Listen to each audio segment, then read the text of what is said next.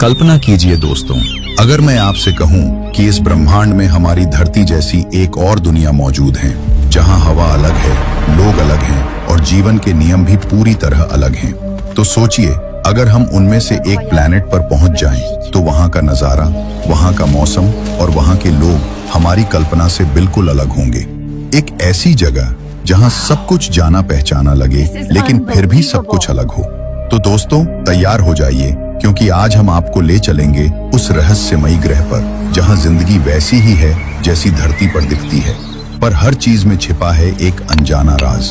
तो चलिए शुरू करते हैं इस अद्भुत सफर की कहानी, द लॉस्ट प्लैनेट। दो एस्ट्रोनॉट हेजल और स्टीव एक लंबे रिसर्च मिशन के लिए ब्रह्मांड की गहराइयों में निकले थे। उनका मकसद था नई ऊर्जा स्रोतों और संभावित ग्रहों की खोज करना।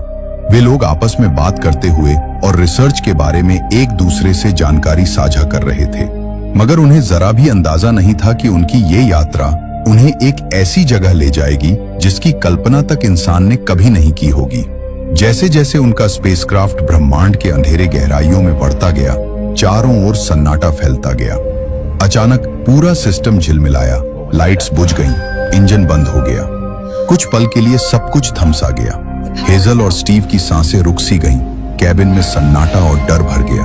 फिर कुछ मिनट बाद एक धीमी बीप की आवाज आई। स्क्रीन पर रोशनी लौटी और डिस्प्ले पर एक लाल चेतावनी झिलमिला रही थी, न्यू प्लैनेट डिटेक्टेड। दोनों ने एक दूसरे की तरफ देखा। उनकी आंखों में हैरानी और रोमांच दोनों था। स्पेसक्राफ्ट की खिड़की से बाहर झांका तो उनके सामने एक हरी भरी दुनिया फैली हुई थी। एक ऐसा ग्रह जो बिल्कुल पृथ्वी जैसा लग रहा था। चारों तरफ ऊंचे ऊंचे पेड़, चमकते झरने और दूर से आती पंछियों की मधुर आवाजें, मानो किसी ने ब्रह्मांड के अंधेरे कैनवस पर एक अद्भुत दुनिया बना दिया हो। वो नजारा इतना सुंदर था कि कुछ पल के लिए दोनों को अपनी आंखों पर यकीन ही नहीं हुआ। हेजल ने धीमे स्वर में कहा, स्टीव, क्या ये सच में कोई दूसरा ग्रह है या हम धरती पे ही किसी सपने में हैं? उन्होंने ध्यान से देखा तो उस ग्रह पर एक सूरज और एक चांद दोनों एक साथ आसमान में दिखाई दे रहे थे। कुछ पल के लिए दोनों बिल्कुल चुप रहे। उन्हें यकीन ही नहीं हो रहा था कि क्या सच में ऐसा कोई ग्रह हमारे सौर मंडल के भीतर मौजूद हो सकता है। हेजल ने धीरे से कहा, स्टीव, ये तो किसी कल्पना जैसा लग रहा है। उनका दिल जोर जोर से धड़क रहा था। डर और उत्साह दोनों ही उनके अंदर एक साथ चल रहे थे। फिर भी उन्होंने हिम्मत दिखाई और सावधानी से अपने स्पेसक्राफ्ट को उस ग्रह की सतह की ओर मोड़ा। जैसे जैसे वो नीचे उतरने लगे, खिड़की से दिखने वाले नजारे और भी अद्भुत होते जा रहे थे। नीले झरनों की चमक और हवा में एक अनकही शांति। वो पल शायद इंसानियत के इतिहास का सबसे खूबसूरत लैंडिंग मोमेंट बनने वाला था।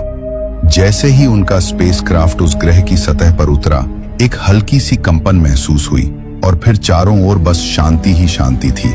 जब वे लोग उस ग्रह पर अपना पहला कदम रखे तो उनके सामने जो नजारा था वो किसी सपने से कम नहीं लग रहा था। दूर दूर तक हरे मैदान फैले हुए थे, जहां कुछ लोग शांतिपूर्वक बैठे थे, मगर वे देखने में अलग ही दिख रहे थे। पेड़ों पर रंग बिरंगे फलों की भरमार थी और झरनों से बहता साफ नीला पानी जो सूरज और चांद की रोशनी में चमक रहा था। आसमान में बड़े बड़े पक्षी धीमी उड़ान भर रहे थे। उनके पंखों की झलक किसी सुनहरी चादर जैसी लग रही थी। हेजल ने धीरे से कहा, स्टीव, ये तो धरती से भी ज्यादा खूबसूरत ग्रह है। स्टीव ने हल्के से मुस्कुराया, क्योंकि शब्द उस पल की सुंदरता को बयान ही नहीं कर सकते थे। फिर हेजल ने बोला, स्टीव, क्या अभी हमें इसकी जानकारी धरती पर हेडक्वार्टर को देनी चाहिए? स्टीव ने कुछ पल आसमान की ओर देखा, जहां एक साथ सूरज और चांद चमक रहे थे। फिर मुस्कुराते हुए बोला, अभी नहीं हेजल, अभी कुछ देर रुकते हैं।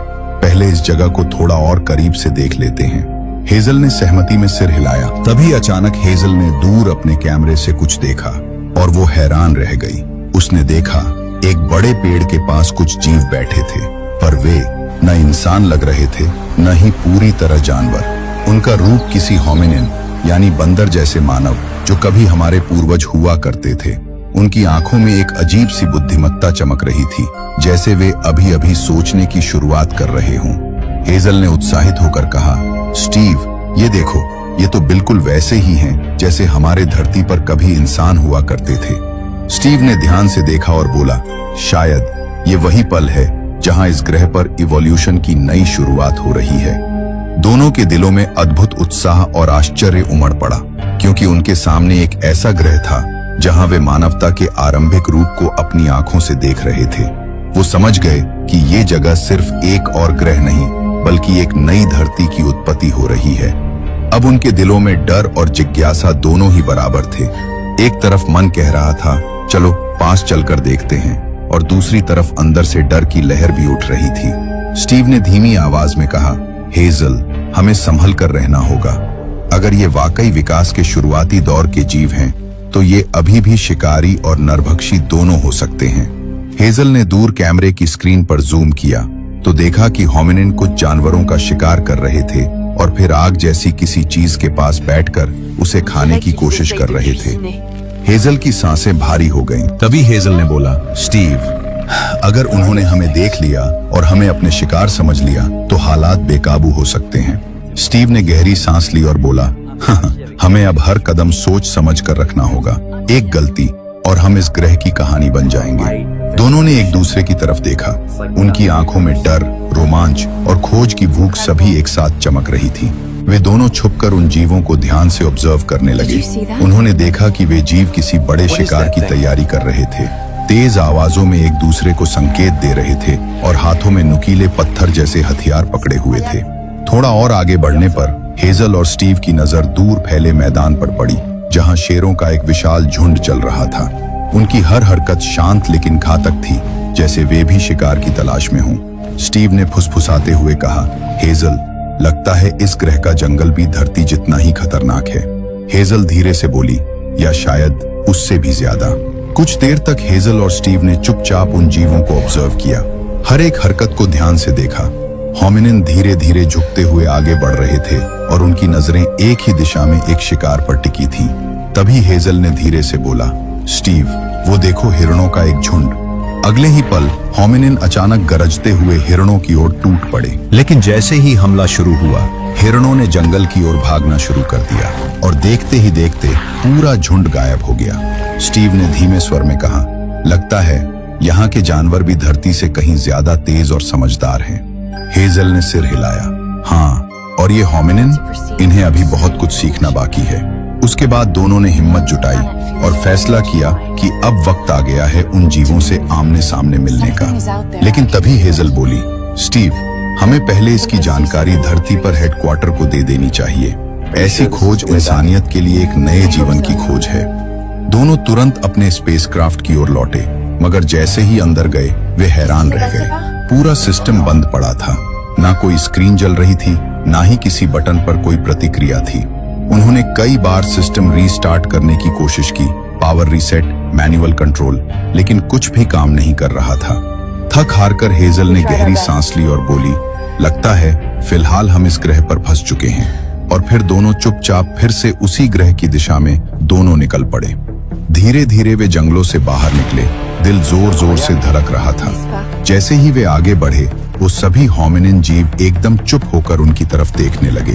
पूरा जंगल कुछ पल के लिए सन्नाटे में डूब गया। दोस्तों, अगर आपको हमारी ये कहानी पसंद आ रही है तो कृपया चैनल को सब्सक्राइब करें और इस वीडियो को जरूर लाइक करें। चलिए अब वापस चलते हैं कहानी की ओर। उसके बाद कुछ जीव तो हेजल और स्टीव को देखते ही भागने लगे, पर कुछ अब भी वहीं खड़े थे। उनकी आंखों में डर नहीं, बल्कि उन दोनों एस्ट्रोनॉट को पहचानने की कोशिश कर रहे थे। हेजल और स्टीव धीरे धीरे डरते हुए आगे बढ़ रहे थे। हर कदम के साथ हवा में तनाव और रहस्य घुलता जा रहा था। जब वे उन जीवों के पास पहुंचे तो उनमें से एक जीव धीरे धीरे उनके करीब आया। उसने हेजल का हाथ छुआ, फिर कुछ पल के लिए अपनी आंखें बंद कर ली, मानो वो उनके भीतर कुछ महसूस कर रहा हो। अगले ही क्षण वो चुपचाप मुड़ा और बिना कुछ कहे वहां से चला गया। वो पल हेजल और स्टीव के लिए सांस रोक देने वाला अनुभव था। स्टीव ने जोर से कहा, सुनो, रुको, हम तुम्हारी मदद करना चाहते हैं। तभी उन जीवों में से एक पलटा और हेजल और स्टीव की तरफ देखकर इशारों में कुछ कहा। उसकी आवाज अजीब थी, न इंसानी न पूरी तरह जानवरों जैसी, पर उसमें एक अर्थ छिपा था। स्टीव ने धीमे स्वर में कहा, मुझे नहीं पता उसने क्या कहा, पर उसके हाव भाव कह रहे थे, पहले अपनी मदद करो। अब दोनों को एहसास हो गया था कि इस ग्रह पर उन्हें अपनी सुरक्षा खुद बनानी होगी, क्योंकि वे लोग जान गए थे कि अब धरती से कोई मदद नहीं मिलेगी और ना ही इस ग्रह से। बस वे दोनों अकेले हैं उस ग्रह पे। होमिनिन का इशारा कोई साधारण बात नहीं थी, बल्कि एक चेतावनी थी। स्टीव ने धीरे से बोला, ये जगह सुंदर जरूर है, पर यहाँ भूख और संघर्ष की जंग हर तरफ फैली हुई थी, और अब हमें भी इसके बीच में जीवन बचाने की लड़ाई लड़नी होगी। दोस्तों, आगे जो कुछ हुआ हेजल और स्टीव के साथ उस ग्रह पर, ये जानने के लिए आपको पार्ट 2 देखना होगा।